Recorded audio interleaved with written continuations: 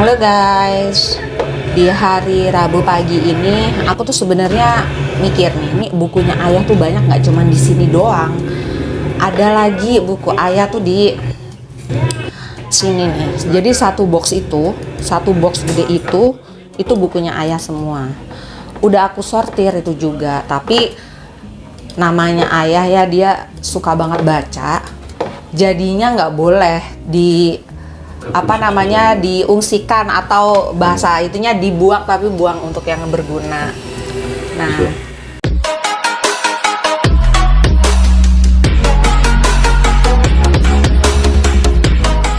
sekarang saya selalu sedia somai Wondes yang kaya karbohidrat dan protein. ini aku sebenarnya mau ngasih selamat nih buat Ayah. Selamat ya, udah subscribernya alhamdulillah udah 1000 ya. 1000 udah, alhamdulillah udah 1000. Sekarang udah 1000 lebih ya. Naik dikit lah. Dari awal dulu. Pas awal-awal nge-YouTube Ayah kan sering aku cengin karena Ayah tuh ngomongnya tuh kaku banget ya kan. Ini sebelumnya juga udah pernah kita bahas kan gitu. Cuman ini adalah pembuktian Ayah tuh udah mencapai 1000. Cuman emang Ayah tuh viewersnya tuh masih sedikit. Nah, tapi setidaknya coba ceritain ya progresnya di awal dulu, gimana nih berkecimpung di dunia YouTube. Jadi ceritanya saya itu memang pada saat udah mulai nggak ngantor gitu, udah mulai memutuskan untuk usaha sendiri, saya tuh ngelihat bahwa di masa depan salah satunya Baik ya, tadi dulu. apa ya? Di situ. Yang aku coba pahami gitu ya. Salah satunya media YouTube ini bisa jadi peluang gitu. Nah, saya ngelihat, saya jualan, saya juga perlu dong nge-branding diri saya sendiri, terus melalui YouTube. Nah, kedua, saya ini kan seneng ngabadiin kegiatan sehari-hari gitu sama bunda, sama anak-anak. Nah, kalau dulu zaman saya dulu masih kerja itu saya sukanya ngeblog. Kalau ngeblog kan by tulisan ya, tulisan dikasih picture, dikasih video. Nah, terus saya ngeliat lagi, sekarang eranya orang udah digital semua. Berpindah dari blog ke vlog. Vlog itu kan video logging lah kalau bahasanya mungkin ya. Tapi kalau pemahaman saya video yang log itu apa sih, catatan gitu. Jadi berbeda arahnya. Nah, saya coba-coba aja. Terus saya era semangatnya lagi itu di awal tahun ini saya kan kesempatan mudik nih. Saya pernah pengalaman tahun sebelumnya pada saat saya mudik, saya coba bikin video, yang viewernya tinggi gitu. Itu video tentang kampung. Jadi kenapa? Kalau saya coba pahami, jadi orang-orang yang nonton itu sebenarnya bukan orang kampung, tapi orang kampung yang di Jakarta, yang merantau, yang entah di Jakarta, di luar kota, bahkan mungkin di luar negeri gitu ya. Dari Pacitan pun kan tersebar di mana-mana nih. Jadi intinya mereka tuh kangen kampung, tapi nggak bisa ngelihat kondisi saat ini. Kalau cuman video call kan mereka terbatas. Sedangkan sinyalnya di kampung saya tuh susah. Kalau pengen dapet sinyal 3G atau 4G itu harus naik-naik ke puncak gunung atau ke bukit-bukit tertentu. Majority sinyal masih susah. Jadi pada saat saya bikin video, saya coba share di grup yang saya buat, di grup tentang Pacitan. Nah, viewernya tinggi tuh, bisa sampai 500, 200, bahkan sampai 1000 gitu kan. Bahkan ada beberapa yang lebih dari 1000. Nah, coba terus, ternyata bisa dong ini. Nah, untuk kalau ditilik lagi kan dulu Ayah tuh sebenarnya profesinya kan berbagai macam ya kan. Dulu intinya Ayah pertama jadi office boy di BINUS, habis itu Ayah jadi sekretariat yayasan di BINUS, setelah itu Ayah IT. Nah, itu awalnya itu yang Ayah share ke publik atau share di sosial media itu tentang IT, bener ya? Kalau dulu YouTube ini sebenarnya saya bikin itu udah lama banget. Tahun berapa ya? Zaman dulu kalau kita monetize tuh gimana biar kita dapat dibayar dolar, itu belum ada rule itu. Saya udah lama, tetapi coba saya jalankan lagi di tahun kemarin, dan di tahun ini realnya yang saya coba komitmen gitu. Dan ternyata di tahun ini sudah ada rule harus 1.000 dulu baru mau net. Jadi yang rule zaman dulu saya udah jalan dolarnya itu dimatikan. Jadi saya harus ngulang dari zero lagi. Oke, kalau basicnya yang saya share sebenarnya bukan masalah IT dulu. Awal-awal video, cuman cengengesan nggak jelas gitu. Waktu itu mengenai ya saya masih di BINUS zaman dulu itu. Ya udah, terus nggak pernah saya upload lagi, nggak pernah saya ini gitu. Karena awareness-nya bahwa ini di masa depan akan ada berguna, bahkan mensupport kehidupan segala macam itu saya belum kepikir ke sana, cuman buat seneng-seneng aja gitu. Mulai terpikir kapan? Ada nggak dari sosial media ini impact-nya tuh jadi buat catatan, atau kalau misalkan ada sesuatu itu ada orang bertanya yang intinya ke arah job untuk ayah sendiri gitu loh, dari hasil ayah nge-sharing gitu-gitu. Kalau itu saya mulai sadar, itu mulai saya ngeh itu sebenarnya semenjak saya udah nggak kerja jadi pengangguran. Di tahun 2017-an ya itu saya udah mulai atensinya lebih fokus, cuma untuk ngejalanin saya masih belum bisa. Masih mut-mutan gitu ya. Mana yang saya terdahulukan, karena waktu itu secara penghasilan kan hancur ya. Setelah keluar kerja, utang banyak, nggak punya penghasilan, jualan juga benar-benar masih nol gitu ya. Terus di era pandemi itu tahun 2020 ya? Awal. Iya benar, 2020 di situ kan tiba-tiba pandemi, mulai ada corona dan pandemi. Nah, di situ saya mulai sadar, dan kebetulan saya tuh udah ngulik-ngulik di Instagram dulu. Instagram saya dulu gimana cara follower segala macam. Ada situ reborn nih dari si Wondes yang tadinya susah banget, tiba-tiba langsung jebret gitu. Saya terkaget-kaget karena dari sisi omset segala macam langsung berlipat-lipat, dan saya masih sendiri. Bunda masih kerja, gue sendiri gitu kan. Nah, di situ mulai sadar, ternyata ini ada impact-nya nih gitu. Tapi waktu itu walaupun saya udah ngulik-ngulik belum maksimal sebenarnya, tetapi karena Wondes udah dipakai web, terus aku udah mulai denger iklan, ngejalanin iklan, itu langsung jebret. Nah, saya berpikir lagi YouTube gitu. YouTube ini bisa jadi bumper, karena cenderungnya kalau saya ngelihat sesuatu, saya dengan misalkan mau beli barang, terus dia ada YouTube-nya, saya lebih yakin lagi gitu. Nah, saya coba terapkan di diri saya sendiri gitu. Nah, gini, misalnya aku tanya nih ke ayah. Dulu kan kadang ya orang berpikir dengan adanya fenomena YouTube ini apa aja kan bisa dikontenin gitu. Cuman konten yang mendidik, ada yang mendidik, ada yang bermanfaat, atau sebaliknya yang tidak mendidik atau tidak bermanfaat. Nah, pertanyaannya itu adalah bukan malah ngeblank pas aku mau ngebuat suatu pertanyaan. Ya, intinya gini, kalau enggak, tak dulu aku mau nanya tapi lupa apa. Capek deh. Enggak. Biar viewernya tinggi. Bukan. Jadi gini ya, aku kan dulu otakku tuh masih berpikiran, misalnya aku jualan apa gitu ya, jualan suatu produk makanan gitu. Aku tuh pernah, nanti kalau aku share, aku ketahuan dong resep rahasia aku gitu. Nah, tapi ayah tuh selalu mewanti-wanti aku jangan pelit sama ilmu gini gitu kan. Tapi kan kadang kan orang kalau mau ngejual makanan atau resepnya apa gitu, rahasia. resepnya rahasia. Nah, apa yang membuat ayah tuh dan aku pun tuh berhasil diyakinin sama ayah sih, akhirnya aku nggak pelit lagi gitu. Nah, kenapa itu kayak gitu tuh ya? Apa cuman karena mau ngejar konten? Nggak takut dicontek, intinya gitu kan. Bisnis tuh nggak bakal runtuh. Jadi pemahaman ini memang berjalan sesuai proses pembelajaran. Saya ngejalanin usaha, terus segala macam ya.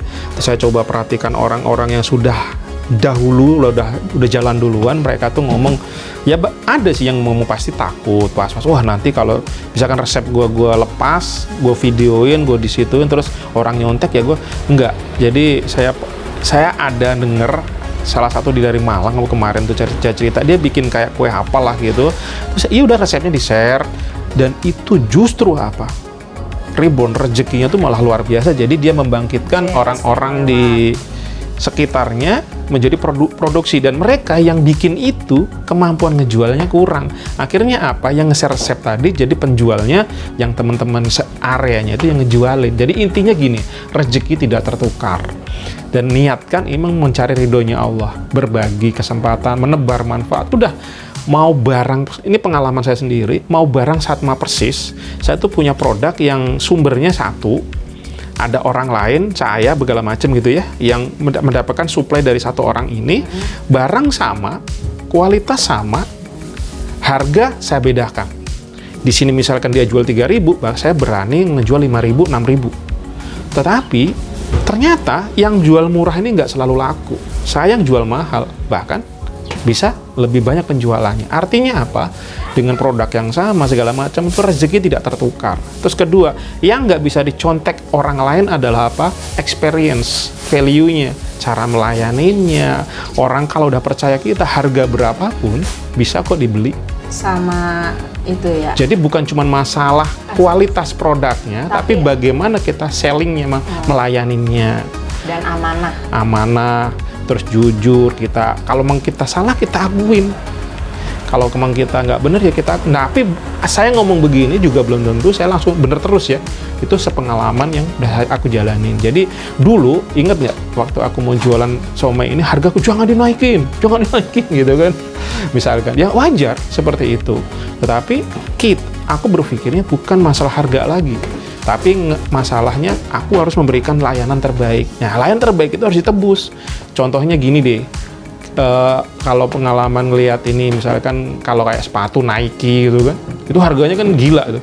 Padahal Nike itu atau Adidas kalau nggak salah itu produksi luar Indonesia beberapa ya. Di Indonesia barang begitu dijual 100.000 aja kan berat. Tapi pada saat ditempelin logo Nike 500 sejuta ya nggak masalah. Kita mau beli nggak? Ya mau, berarti experience-nya.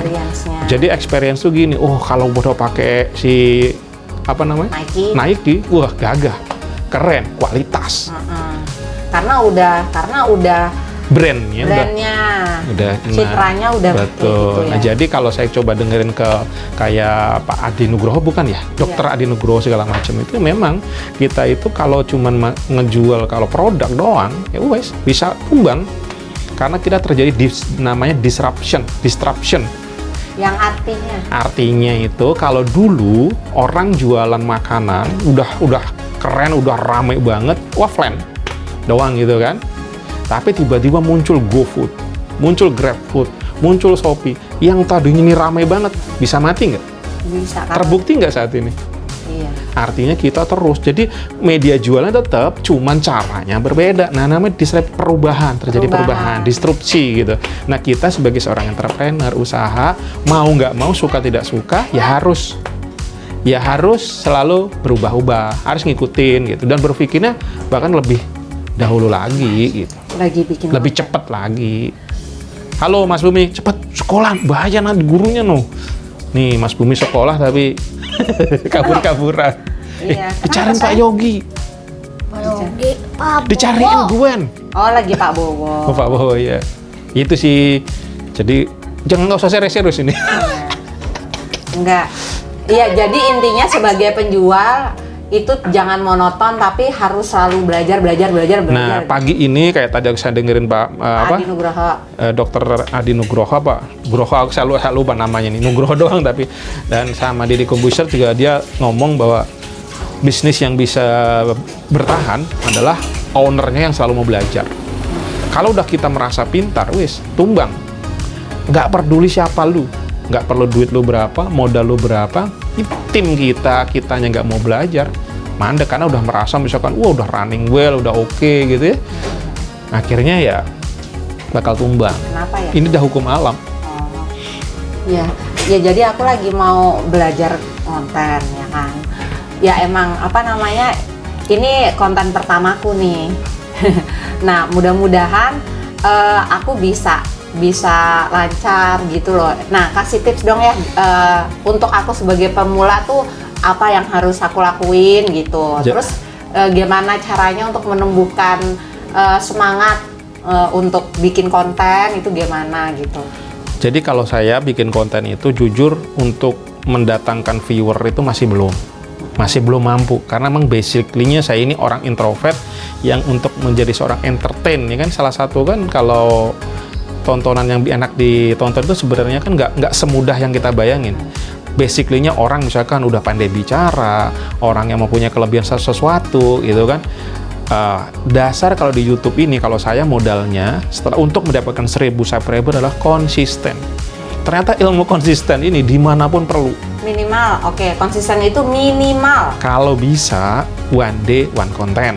Paksa diri di situ. Oke. Aku dulu mikirnya pas udah pulang kampung, jadi di 2022 ini kan saya pulang 2 kali nih. Di bulan apa pun? Awalnya Januari. saya lupa, April kemungkinan besar. Nah, terus pulang lagi di bulan apa kemarin? Januari. Nah, itu pokoknya dalam setahun ini ternyata nggak nyampe setahun sih, subscriber bisa 1000. Ternyata yang saya lakukan apa? Walaupun viewernya rendah, bodoh amat. Yang penting konsisten. Jadi entah ya jelek-jeleknya waktu itu saya punya mimpi pokoknya 1 hari 1 video. Itu ternyata nggak mudah, sangat-sangat berat. Yang geser seminggu 1, seminggu 2, kadang ada yang tiba malas ya sehari berapa kali kayak gitu. Terus kedua ya pilihlah hal-hal yang you suka aja. Pasti kita itu dalam diri manusia, apapun kita, siapapun kita, diciptakan Allah dengan keunikan masing-masing. Nah, jadikan keunikan itu hal yang bisa dijual gitu, hal yang bisa melebihkan diri Anda dibandingkan orang lain. Kenapa? Galilah di situ. Pola pikir apa yang harus aku tanamkan bahwa diri aku tuh unik gitu? Ya contohnya, you sadar nggak kalau diri you tuh rame, you tuh seneng dengan orang-orang ngobrol sama temen, sering kongko di mana, dan pada saat lu ngumpul dengan cuawakan lah gitu dengan teman-teman, wah ternyata itu sebenarnya itu kelebihan yang tanpa disadari. Tidak mudah lo misalkan you ternyata kan bisa pada saat ngantor lu kan kenalnya sampai ke direkturnya, ownernya. Dulu aku sebagai karyawan di BINUS waktu itu, walaupun aku masuk lingkungan area yang punya, aku tuh takut ngobrol sama mereka, pola pikir mereka. Aku pokoknya kalau disuruh yes gitu. Itu yang kenyalian itu berbeda kan, keunikan. Tapi yang tadi Ayah bilang itu loh, kita tuh nggak ada duplikat gitu. Yang gitu itu gimana tuh maksudnya? Jadi setiap orang itu diciptakan Allah nggak ada yang sama persis. Nih gampang dipahamin kan? Misalkan nih orang kembar aja tuh pasti sifatnya berbeda, gayanya kadang berbeda. Ada sesuatu hal yang dia satu A suka, B nggak suka gitu kan? Ada di sini different kan, perbedaan kan? Disitulah keunikannya. Oke, jadi nggak ada duplikatnya kita.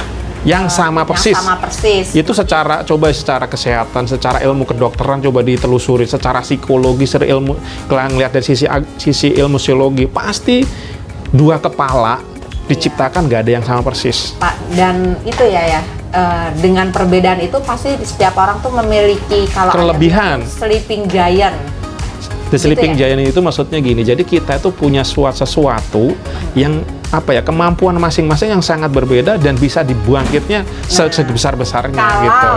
bisa membangkitkan. Betul. Nah, cara membangkitkan gimana? Pahami. Kalau saya sering ngobrol sama tim saya itu ngomong, ayo kita tuh berani bermimpi besar. Kita harus mempunyai the dream big gitu, mimpi yang besar.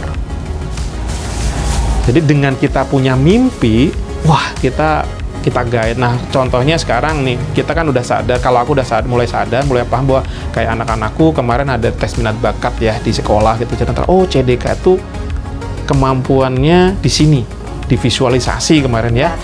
Visualisasi sama musik ya. Betul. Nah, dia di atas rata-rata ya. Nah, misalkan kita sekolahin dia seperti Bunda kemarin pengen anaknya masuk lab school. Karena ngelihat lab school bagus, keren. Iya. Tetapi ternyata anaknya memang kemampuannya bukan di situ. Kita doronglah ke lab school. Akhirnya apa? Anaknya nggak suka, kita keluar budget segala macam. Nah, di situ pelajaran bahwa ternyata kita sebagai orang tua pun harus belajar. Dan kita sadar dulu mungkin orang-orang tua kita belum paham ya.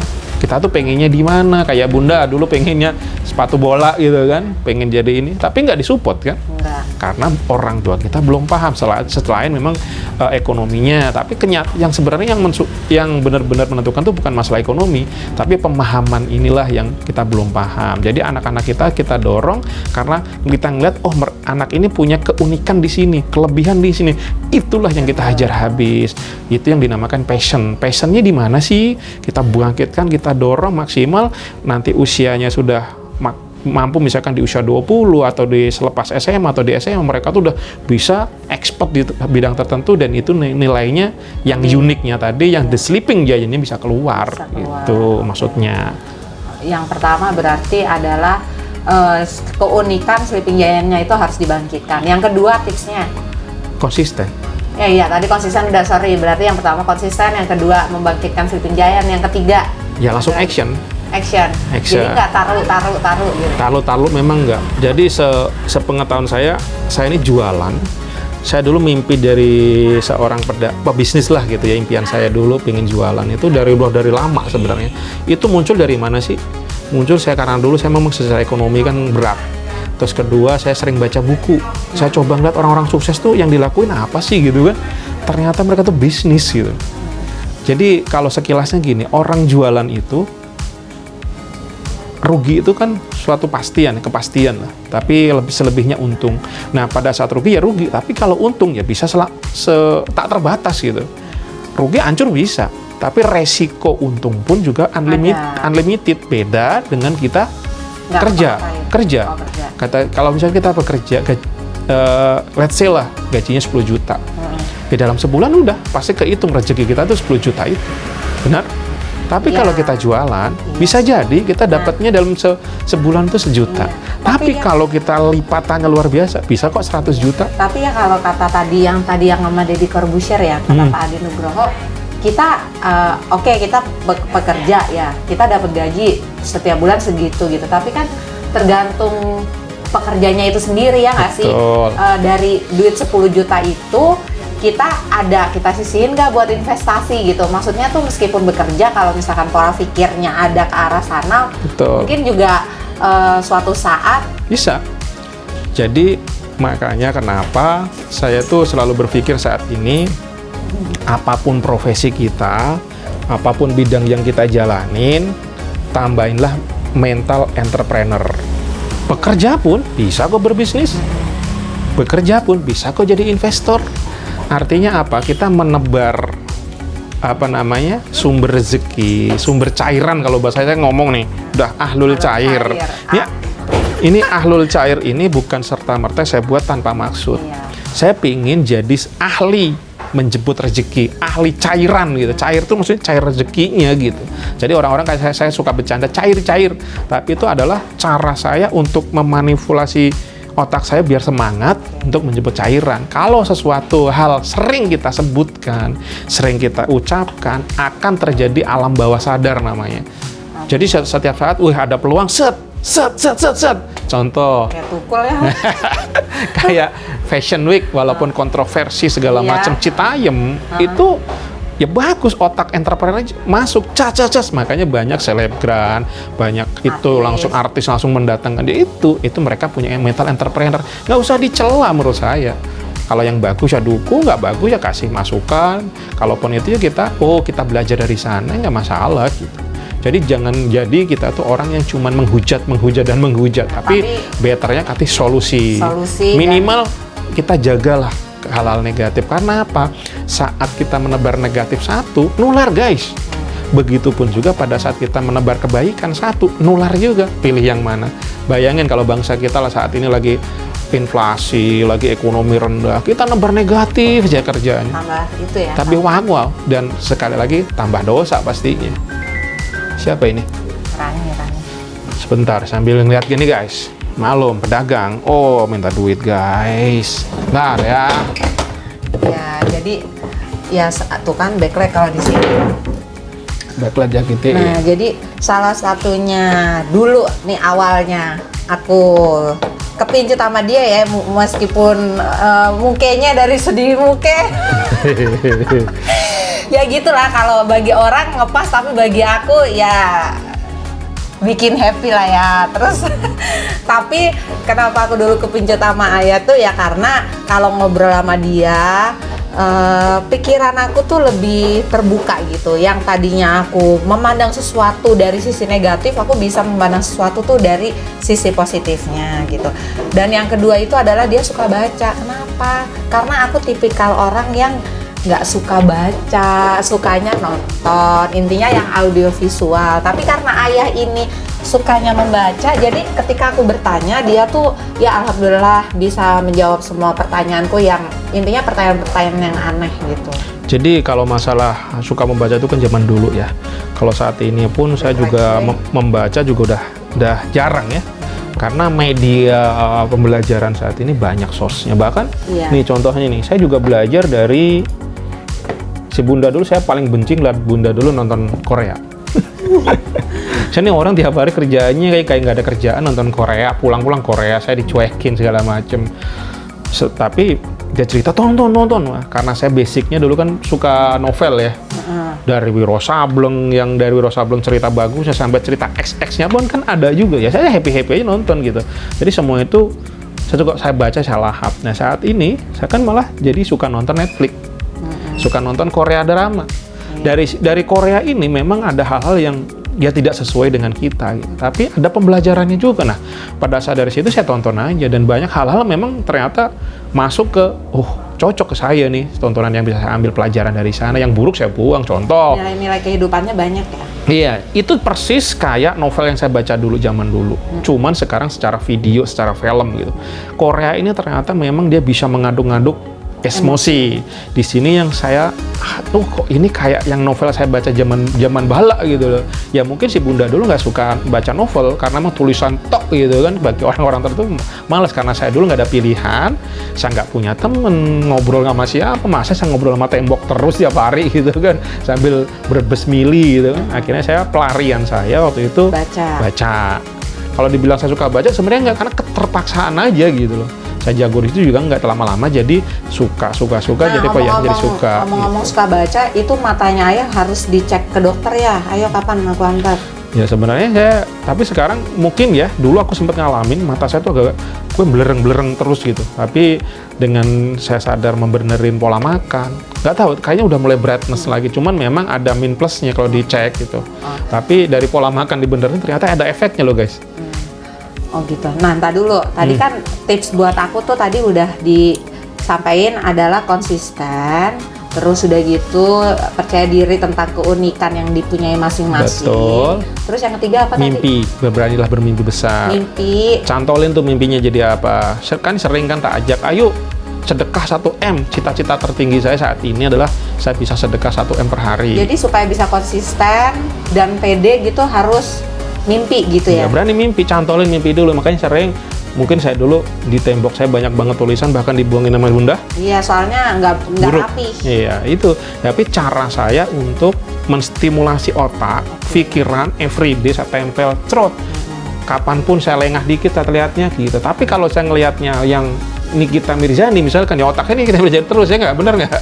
Iya. Ya itu wajar seperti itu. Nah, itu kalau kita niatnya di sini mimpi, mimpi, pengen jadi kaya, pengen punya mobil, pengen punya rumah, itu kan sering tak tulis. Atau ngeprint gambar apa yang gitu. Terserah. Itu basicnya adalah sesuatu hal yang you sukai, tempel misalkan Lee Min Ho ya. Tapi jangan lihat gantengnya doang gitu, suksesnya.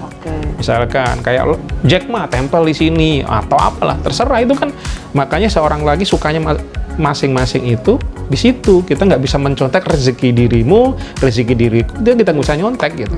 Walaupun kita menggunakan resep yang sama, produk yang sama, persis. Jadi nggak usah takut kalau kita misalkan ngejual, gua jualan ini terus kita nggak laku nanti, enggak.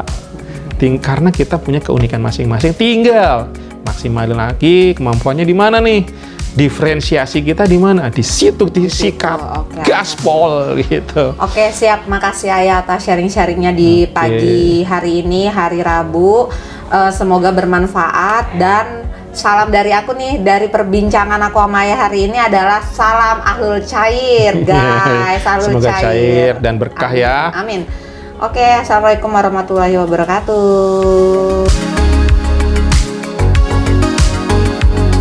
Video ini dipersembahkan oleh Siomay Wondes. Makan somai, ya Siomay Wondes. Apabila bermanfaat, bantu like, share, dan subscribe ya guys, biar makin semangat membuat videonya. Terima kasih.